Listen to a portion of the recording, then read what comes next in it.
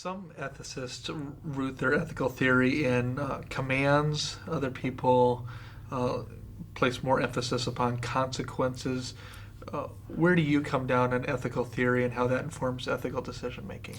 Well, I think this is an extremely important question, and it's really foundational to everything else that you do in ethics. You have to identify your own ethical theory, and you need to identify alternate ones, because once you've done that, you'll be able to evaluate arguments for and against any given practice like abortion, euthanasia, or whatever. As you were saying, a lot of people in our day determine the rightness or the wrongness of an action on the basis of the results that you get when you do it. And these are people who would hold an ethic that says that the end justifies the means. That kind of theory is known as a consequentialist theory. In contrast to that way of doing ethics is a non-consequentialist approach. And a non-consequentialist approach to ethics determines rightness or wrongness of actions on the basis of something other than the results. The particular theory that I hold and that we espouse in this book is a form of a divine command theory. And what this says is that what makes an action right or wrong is that God either prescribes it or he forbids it.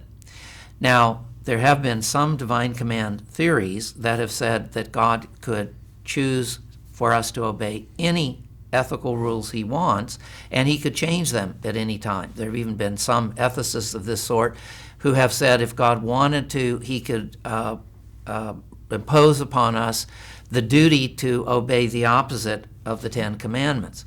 Now, we don't hold such a radical form of the divine command theory because we don't think that God is arbitrary in the rules that he chooses.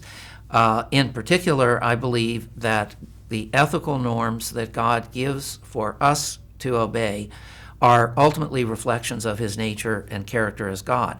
He's a God of truth, and as such, he only tells the truth, and he requires us to tell the truth. He's a God of love. Committing murder is not an act of love. Stealing something from someone else is not an act of love. As a result, God doesn't do those things, and he requires that we don't do those things. So you can see that this is a theory that doesn't determine right and wrong on the basis of what happens when you do an action, but it rather looks to what God has prescribed for us to do or for us not to do.